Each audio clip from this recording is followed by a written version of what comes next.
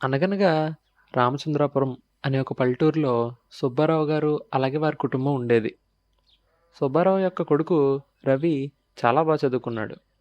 దూరంగా ఉండి ఒక పట్టణంలో పనిచేస్తూ ఉన్నాడు. మరియు సుబ్బారావు అలాగే వారి భార్య అదే ఊర్లో నివసించసాగారు. కాఫీ పట్టరావు బాబు, తెల్లారిపోయింది.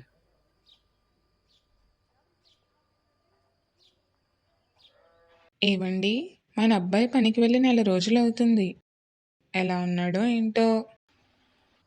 మనోడికంటే బాబు జమ్ము నెలాఖరు వస్తుంది కదా, ఉత్తరం రాస్తాడులే, డబ్బులు కూడా పంపిస్తా అన్నాడు. అవునండి. మనకి చదువు లేకపోయినా మన అబ్బాయి బాగా చదువుకొని మన కోసం అక్కడ కష్టపడుతున్నాడు. నువ్వు చెప్పింది అక్షరాలా నిజమే బాబు. మనోడు చాలా కష్టపడి చదువుకున్నాడు. కొన్ని రోజులకి రవి పంపించిన డబ్బులు ఆ ఊరి పోస్ట్ ఆఫీస్కి వస్తాయి. అక్కడున్న పోస్ట్ మ్యాన్ అవి తీసుకుని వాళ్ళ ఇంటికి వెళుతూ దారిలో ఇలా అనుకుంటాడు, ఇవాళ ఊర్లో చాలా ఉత్తరాలు వచ్చినాయి. సుబ్బారావు గారికి కూడా ఉత్తరాలు వచ్చినట్టున్నాయి. వాళ్ళ కొడుకు పంపుంటాడు, డబ్బులు కూడా పంపినట్టున్నాడు. మనీ ఆర్డర్ కనబడుతుంది. వీళ్ళకి ఎలాగో చదువు రాదు, ఆడు ఎంత పంపాడో తెలీదు. ఓ పని చేద్దాం, ఆ డబ్బుల్లోంచి కొంత డబ్బులు మనం నొక్కేద్దాం. ఇదే మన అవకాశం. ఏమంటే సుబ్బారావు గారు, బాగున్నారా? రండి రండి పోస్ట్ మ్యాన్ గారు, మీకోసమే ఏడ్ చేసేస్తున్నాను. ఇదిగోండి సారు, మీ వాడు పంపిన ఉత్తరం, తీసుకోండి, చదవండి. ఏమనుకోకపోతే కొంచెం చదువు పెట్టండి, నాకు చదువు రాదు. సరేనండి సుబ్బారావు గారు, మీకోసం చదువు పెడతాను, ఉండండి. ఏం లేదండి, మీరు మీ ఆవిడ క్షేమంగానే ఉన్నారని మీ వాడు ఉత్తరం రాశాడు. 10,000 రూపాయలు డబ్బులు కూడా పంపాడంట మీకోసమని. ఈ మనీ ఆర్డర్లో ఉంది, ఇస్తాను, ఉండండి. చాలా సంతోషం అండి పోస్ట్ మ్యాన్ గారు. ఏది మనీ ఆర్డరా? ఇదిగోండి సార్, మీ అబ్బాయి పంపిన డబ్బులు 10,000, లెక్కెట్టుకోండి ఒకసారి.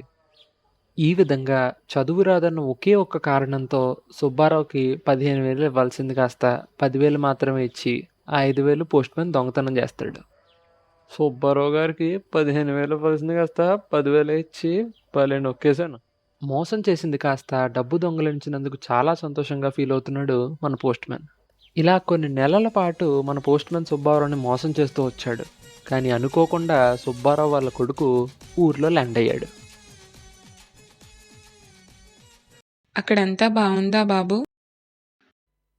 బాగానే ఉందమ్మా, నేను చాలా కష్టపడి పనిచేస్తున్నాను. మీరెలా ఉన్నారు? నెల నెలా మీకు డబ్బులు పంపిస్తున్నాను కదా, అవి అందుతున్నాయా? ప్రతి నెల 10,000 వస్తున్నారా? మన పోస్ట్ మ్యాన్ గారు నువ్వు పంపించావని చెప్పి ఇస్తున్నారు. 10,000 ఏంటండి, నేను పంపేది 15,000 కదా. కొడుకు నిజం చెప్పడంతో పోస్ట్ మ్యాన్ చేసే మోసం అంతా వీళ్ళకి అర్థమవుతుంది. ఆ దొంగ వెధవకి బుద్ధి చెప్పాలి, అలాగే మన డబ్బు తెచ్చుకోవాలి. అవునమ్మా, ఖచ్చితంగా మనం ఏదో ఒకటి చెయ్యాలి. నా దగ్గర ఒక ఉపాయం ఉంది. ఒక నెల తర్వాత సుబ్బారావు గారికి ఇంకొక ఆర్డర్ వచ్చింది.